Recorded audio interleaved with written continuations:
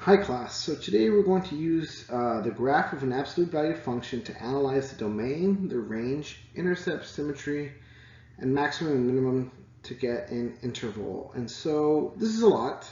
We are going to take it in parts today, so we're going to be discussing absolute values, what the graphs look like, and how to graph them first. And we're going to continue on through all these other steps as the lessons continue. So let's go ahead and get started. So the absolute value function is written as f of x equals the absolute value of x. And so like we've covered in another lesson, the absolute value, okay, this is describing the distance from 0. And then distance, we want to remember, will give us positive values, okay? So what happens inside final must be positive. And we'll see that happen in just a bit. And so let's go ahead and complete this table, okay? And so when we do this, we're going to be looking at it as f of x equals the absolute value of x. So let's fill this out one step at a time. If I put -3 in here, the absolute value of -3 is the distance from 0. Then we know that -3 is 3 units, so it's a 3. Okay, the absolute value of -2 is 2. The absolute value of -1 is 1. 0 itself, the absolute value of 1 is 1, 2, and 3. So in other words, students will say, oh, the absolute value just makes everything positive. And it doesn't make anything positive, it analyzes the distance of that.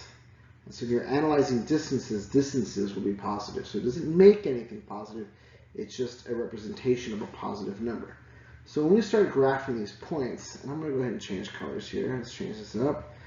I like to start with what we will come up with as our vertex here, or our turning point. We'll discuss that in just a bit.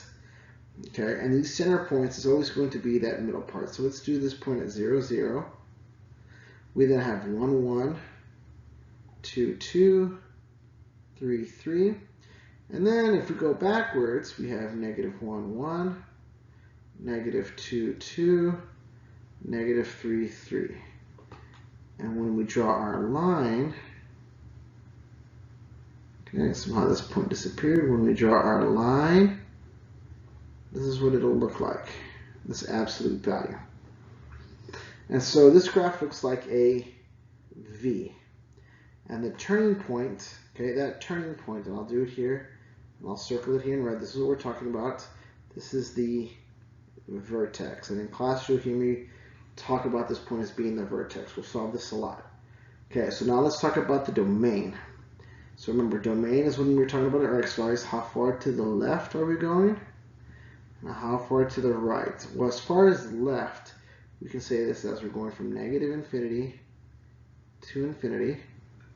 Or you guys already know, when we have -infinity to infinity, this is all real numbers. Our range is how far down to up we're going. So the lowest point we have is from 0, okay, to infinity. And so you could say that as y such that y is greater than or equal to 0. Okay. Let's go ahead and move on and just do a couple of practice problems here. So I've got this set of steps here. It says solve for the vertex. Okay, and so to do that, you're going to do that by setting what is inside the absolute value equal to 0. All right, so what's inside? We have x minus 4. X minus 4 equals 0. When we solve this, we'll add 4 to both sides. This simplifies out. We get x equals 4. This gives us our x value. So our vertex, and I'll write it here, vertex equals 4, comma. Now it's a point. So I need my, I've got my x, so I need my y. Well, how do we get y? You simply plug this back in for x and you solve for the rest. Well, y would equal the absolute value of x minus 4. So when we substitute that in, we know we're going to have 4 minus 4. So y equals 0. Now, you'll see here, set the vertex as the middle point in your table. So we did 1, right? Let's look at 2. This is where students get a little, like they find it interesting. We know our vertex is at 4, 0. So in our table, I want this to be the middle point. And I'll explain to you why in just a bit. So we set that middle point. And then it says select your symmetric x values in the table. So when I'm counting, I see 4. We want to make sure that as we go from down, up, our numbers increase, right? So we have 4, 5, 6, 7, and then we'll work backwards. We'll go 4, 3, 2, 1. So we want to make sure that our x values, our input values, are in order. So we've got 1, 2, 3, 4, 5, 6, 7, and here's our vertex, and I'm going to circle that there. And if you'd like, you can even graph that point. So we go 1, 2, 3, 4. And here's our vertex point right there. Okay, so then how do we solve for the other values? Well, let's take it one step at a time. Me personally, and you'll see this right now, me personally, I like to start with numbers that are going to avoid negatives. So when I take my 5 and I put 5 in here, you would see the absolute value of 5 minus 4 is 1. What happens when we put 6? 6 minus 4 is 2. When I put 7, 7 minus 4 is 3. Okay? 1, 2, 3, 4. Our vertex disappeared there. Let's go ahead and put that back. And then when we work backwards, and you'll see a pattern here, when I put 3 in here, 3 minus 4. 3 minus 4 is negative 1, but the absolute value of negative 1 is 1. When I put 2, 2 minus 4 is negative 2. The absolute value of negative 2 is 2. And you should see a pattern. And we can already assume that when we have 1 here, we're going to get a 3. What I want you to see is from our vertex, from our turning point here at 4, 0, okay, when we see this, okay, you'll see it, the flow from here is the same as here. It's symmetric. So when we graph the rest of our points at 5, 1, okay, 6, 2, 7, 3, okay, 3, 1, 2, 2, and 1, 3. And our graph looks like this. I'm sorry, my points keep disappearing, but we get a graph that looks like this. And then so when we talk about the domain, you'll see here that we're going from negative infinity to infinity, which is all real numbers. And then our range, okay, our range, we want to look at the lowest point. What's my lowest point here? It's at 0. From 0 to my highest, this would go on to infinity. Or you could say y such that y is greater than or equal to 0. Okay, so we went through all the steps, we graphed the points, we got our domain and our range. All right, let's go ahead and do one more, guys, one more. We'll go through this a little quicker here. So we want to make sure that we're very careful with this, and a hint, you'll see here in this question, we have a negative outside of the absolute value. And I'm doing this one intentionally because I want you to see what happens here. So we'll go through it. When we first want to solve for the x, we're going to set what's inside the absolute value equal to 0 and we solve. So we get x equals negative 1.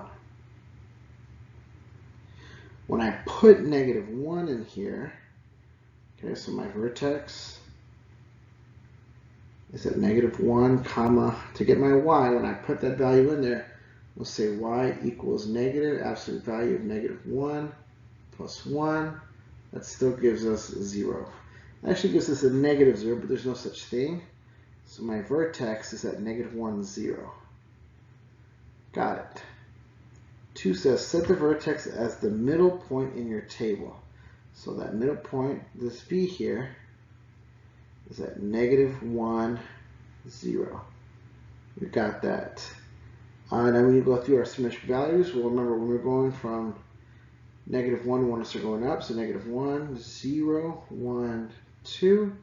And so we've been going backwards, it would be -2, -3, -4. All right, now I don't need to use all these values. Like we saw in the other one, our numbers are symmetric going this way. In other words, they reflect on each other. So when I start solving these, if I say negative square root of 0 plus 1, and I'm solving for this one right here, okay, 0 plus 1 is 1. Now, 1 of the absolute value, right, absolute value of 1 is 1, but then we have to multiply by this negative. So we can't forget this guy. So this will end up giving us a -1. Okay? When we do the next value, and we say negative absolute value of 1 plus 1, that gives us negative absolute value of 2, which is -2. So -2. When we put 2 in there, we'll get 3. Absolute value of 3 is 3 times the negative is -3. So now because these are symmetric, we don't really need to do the math. I mean, we could to check, but we can already assume that we'd have -1, -2, -3. So we've selected, we've solved, and now we graph. So our first point will be at, and we'll do our vertex first at -1, 0. Is right there. And then 0, -1 is right here. 1, -2 is right here. And 2, -3 is right here. Now the points on the other side would be at -2, -1, -3, -2, and this last point here. And the reason why I want to go over this question with you guys is because this one definitely looks different than the other ones. While we saw on the other ones, we had graphs that were going up. Okay, we had V's. Now we see that we have like an upside down V. So let's do the domain. How far to the left are we going? Well, that would be -infinity. And how far to the right would we go? Infinity. So we'd see this as -infinity to infinity, which is all real numbers. For our range, remember, the range is how low we go. So how low we go would be, well, this goes on forever down, would be -infinity, to how high we go, which is here at 0. So we'd say this as y such that y is less than or equal to 0. And we'll discuss all these as we go on further, and we will do some more practice problems together tomorrow, and you'll do some independent practice and your exit tickets.